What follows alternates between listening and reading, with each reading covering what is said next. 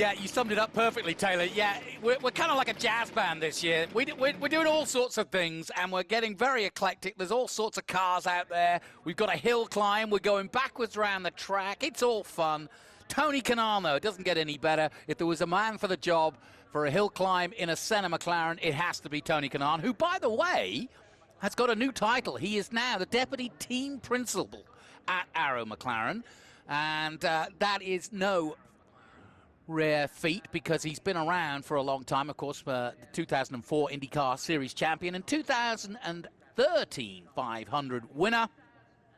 And just a great guy to be around, the Brazilian Tony Kanaan, who's been around Indy and has raced this circuit probably umpteen times, but never backwards. So this is going to be a real eye-opener for him. I bet he thought he was all excited about, I know Sonoma, I'll just go and spin a few laps. Now they've got to go backwards for this hill climb. But, yeah, this is a bit of fun, but I think we'll also see Roman Grosjean in this as well. So another fellow IndyCar driver, but now very much present, driving for Uncos Racing, and had a up-and-down season by his standards. I'm a big Roman fan, and yeah, I think he is looking forward to a bigger season next year. It's been an up-and-down season. I know Dave O'Neill, his team manager, very well, and they've had, yeah, a few trials and tribulations, some good results, and then some not-so-good results, and I know that Roman is enjoying his racing here in the States. Also now a pilot. There's a great article in the program if you want to get a copy and read up on what Roman Grosjean's been doing and what he's all about.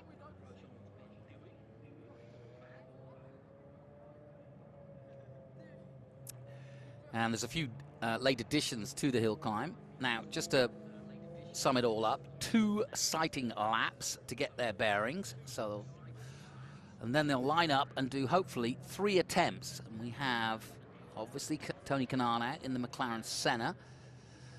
And we also have Roman in a Ford GT Mark IV. And also we have a Viper GT SR, which is from Group 9 as well. I can see a few NASCARs out there. So we've got an eclectic group. It's going to be interesting, this. That's for sure. Can't tell you who's in every one of them, but I think as the weekend unfolds, we'll get a better idea who's at what car.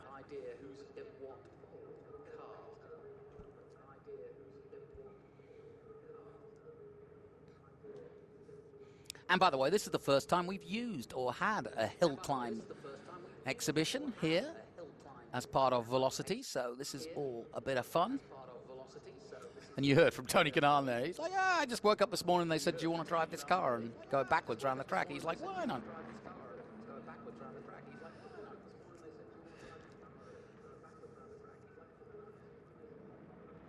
This event, of course, powered by Catalyst Energy Drink, and just want to give them a plug. Keep the adrenaline pumping. Don't forget, there's autograph sessions. You saw Tony Kanaan. Nolan Siegel is also here. Roman Grosjean, I've mentioned. You saw Matt Brabham out earlier. We spoke to him. Scott Speed, obviously, in the Project Midnight. And there will be some autograph sessions as well, so definitely get your chance. Just one autograph if you can, or one item to each driver, because everybody wants to have the same. The panel discussion, also for Women in Motorsport, hosted by Velocity and Dirtfish and presented by Mobil One, inspiring women in motorsport. And we mentioned that Pippa Mann is here, Michelle Abate is here, Josie Rimmer running that, and very much the inspiration and driving force behind that.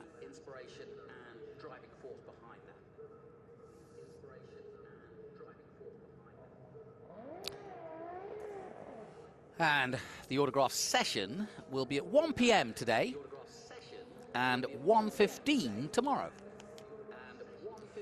So if you see somebody with a Velocity shirt on, just ask them where to go if you're a big budding autograph fan like I was when I was a kid. So you get a warm-up lap, get a sense of it, get the tires warmed up, and it's a time attack of a different type. I've never seen cars going backwards around Sonoma. This is fun.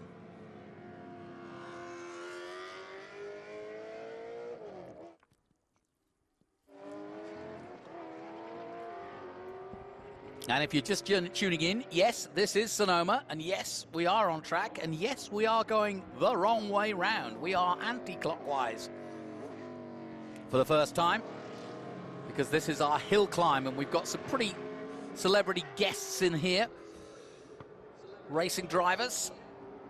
But because they put their helmets on so quickly, we only got a chance to see Tony Kanaan, but I know that Roman's out there too. I'm guessing that Nolan Siegel is out there too, and there'll be a few others, I'm sure.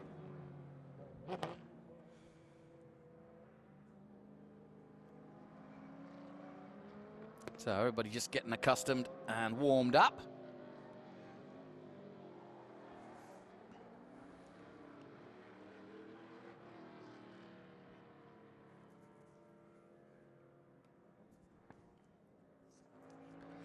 Also, don't forget, if you are here at the event, you can experience the Polestar 3. They've got their own exhibition. So too Sotheby's. We spoke to them early. Sotheby's have brought some of their finest cars that they auction off. Not here, but they're putting them on display. We've got a Ferrari. We've got a beautiful Mercedes Golf Wing. And Polestar showcasing their new generation of car.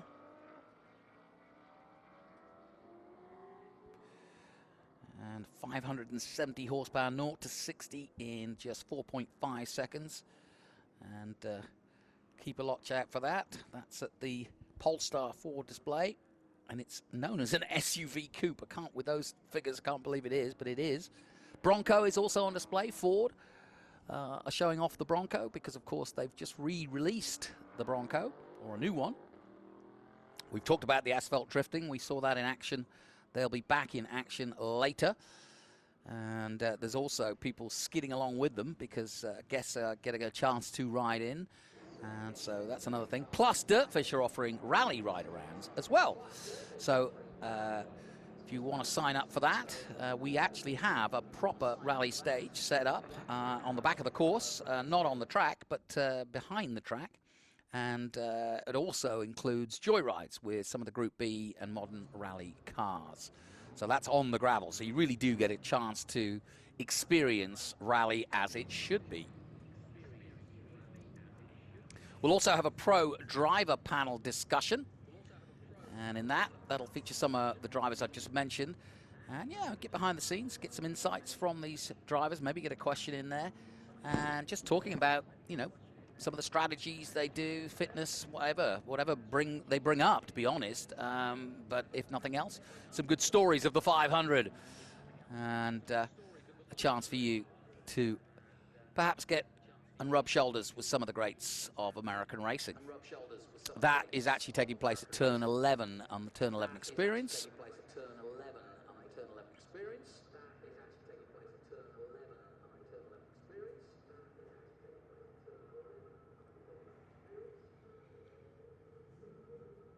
And what do you reckon the conversation is? I'm not sure I want to do this. I'm sure that's not what he's saying. He's just making sure on the rules. But that Ferrari, ready to go.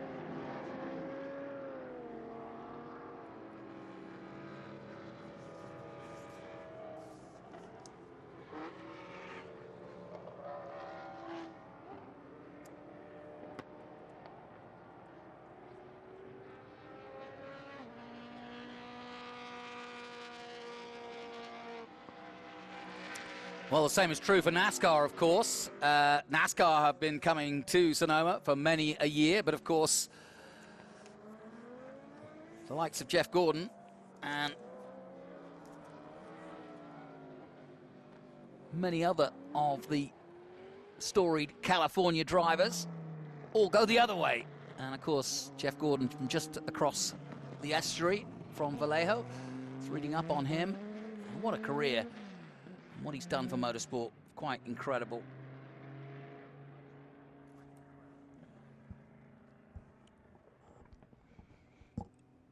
So you're watching the hill climb, one of our exhibitions, our first time out of trying this and going in the other way, just trying to be a little bit different, a bit innovative, and that's all part of Velocity now in its 5th year.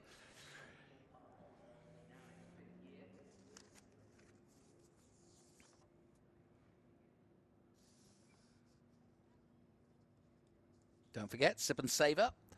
Also, a chance for you to try some of the local wares of the wine here in the Napa Valley.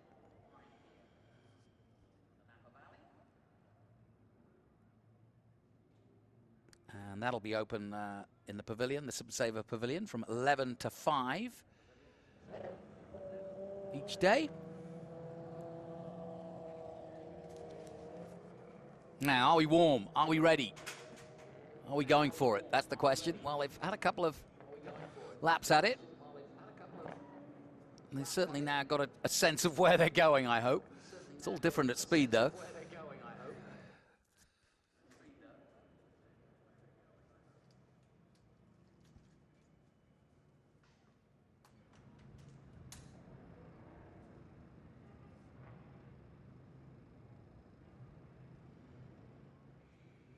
Right.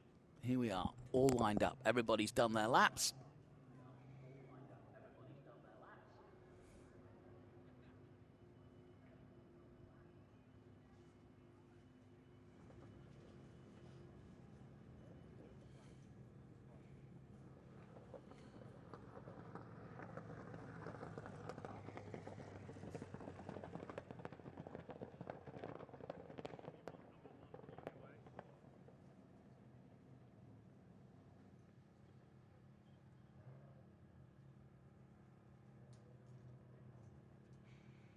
Just getting them right to the line and ready.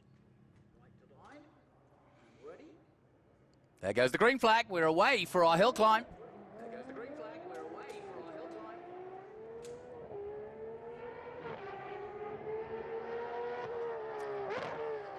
This is a bit of a mind meld into turn 12 or turn 1 in reverse, which is basically a hairpin, and then accelerating up from here on in, and now it gets tricky, and from above you can see why. Just got to hit your marks as best you can through this very fast section.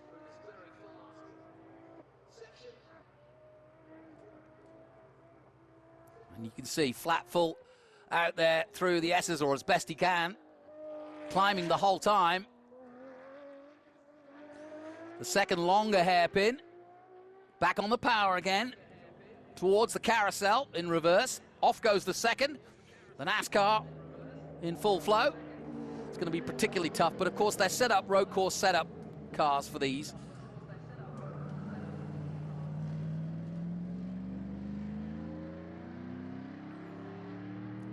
And that is one of the time attack cars, so knows what he's doing out there for sure. Not quite sure who's at the wheel of that one. Back to the first car that we saw, making its way up to the top.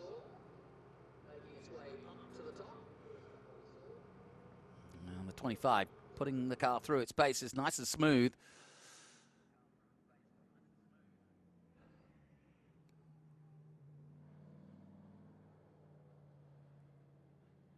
Yeah, I think he's working more on not getting the power down too early.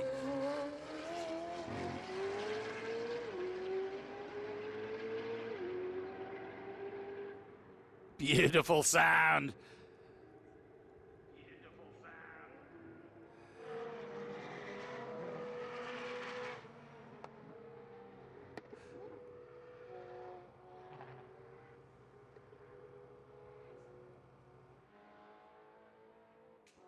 Just a little dab on the brakes mid-corner, changing the balance of the car side to side. And then into this long left-hander, and then on the power early.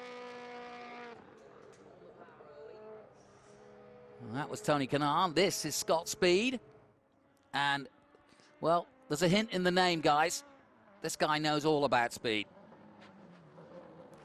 This is the Subaru Project Midnight. This car, produced by Vermont Motorsport, specifically to do just this, to race on asphalt. And the reason I say that is because, obviously, Subaru are known for their rally cars, especially the WRX.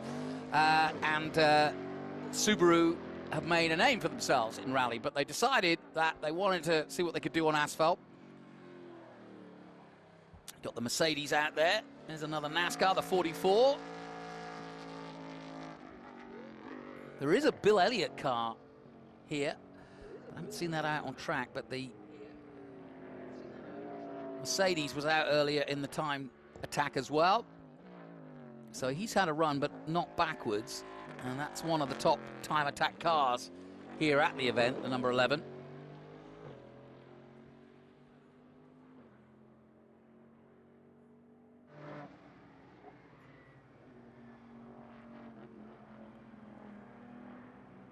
James Kirkham out there, Florent Moulin. So we have got the time attack drivers that we saw earlier on track.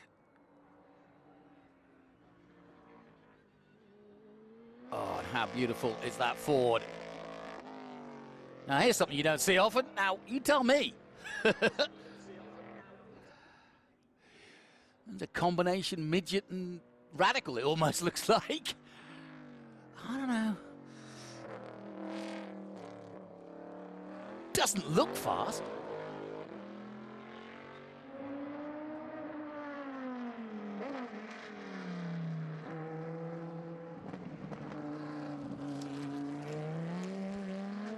Well, a little wieldy.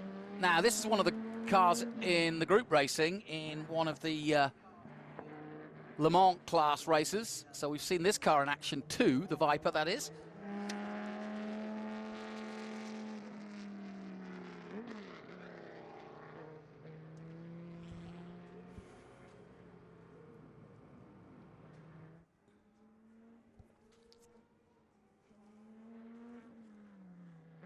Yeah, this Viper looks good for a decent lap here.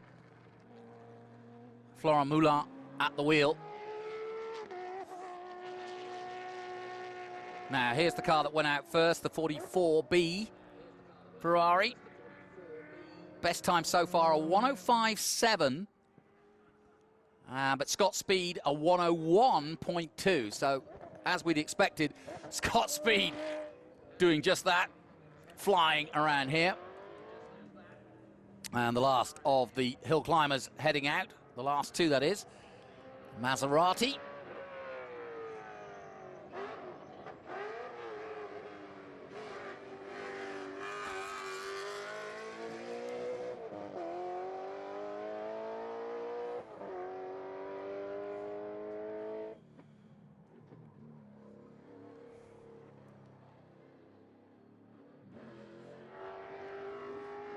And that number 25 did a 115.9. James Kirkham also out there, another one of the time attack drivers. He did a 107.1, but the speed to watch is Scott Speed, and that's 101.2. So no surprise that he's the fastest man out there by some 4.4 seconds. Here he is. The power to rate ratio, that's the key to this particular car, is it's all purpose built. The fin on the back, the wing on the back, does a hell of a job, but you can see it's a sophisticated look. The exhausts actually poke out the front as well. 670 brake horsepower. This Project Midnight, almost a purpose-built car, and I'm sure Scott's had a big say in how it's set up and how it looks and feels. And given his rallycross prowess with Subaru, I'm sure this is just the perfect car for Scott Speed, who frankly can drive anything. I've seen him drive Formula E, I've seen him drive NASCAR, I've seen him drive Rallycross. So if there's one driver from the USA and from this part of the world who knows exactly what he's doing. Oh, the 44 getting out of control there for a second, but slows it all down. And the Hot Wheels just suddenly went cold there for a second. But he's not hit anything. He's okay. Meanwhile, the Mercedes is flying. I think that's John Kirkham. We'll see what time he puts in this lap. Oh, he's made a mistake too, so he'll be mad at himself. Yeah, a couple of mistakes there as he gets back onto it. Bit of red mist and frustration, I'm sure. Here comes the Ford. That is Romain Grosjean in that GT Mark IV.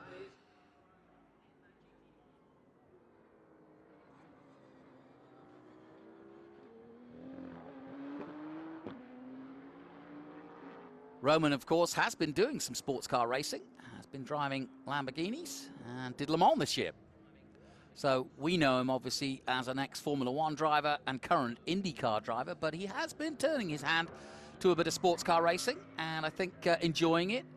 He seems to have really settled well in the States and happy with his family here. He's still at the top of his game, no question. Romain, lovely man, and like I said, a great interview with him in the program. There's the Viper.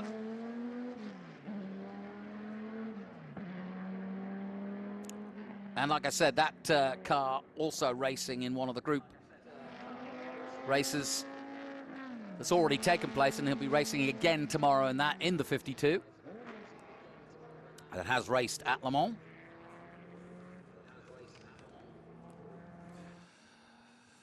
And Scott Speed improving his time again on his third lap, 1:0:07. Oh, he's perilously close because he wanted to break the 1 minute mark. I know he did.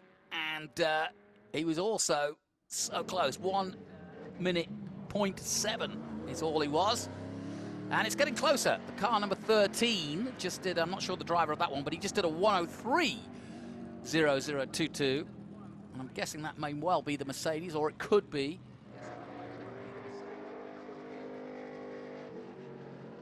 At 25 hits best time, a 1:10.4, but that's not a bad run either. Nice smooth approach, that's for sure. He's pushing it a little bit more on the third lap, as you can see.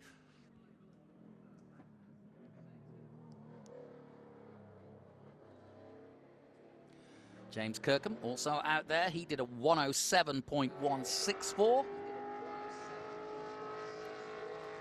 And here's our first real look at the Maserati that's out there.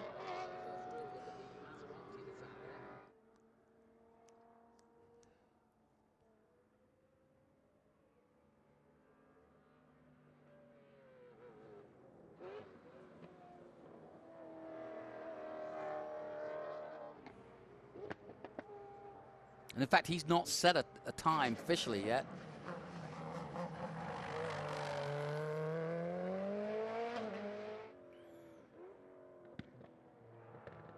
Speed pushing hard.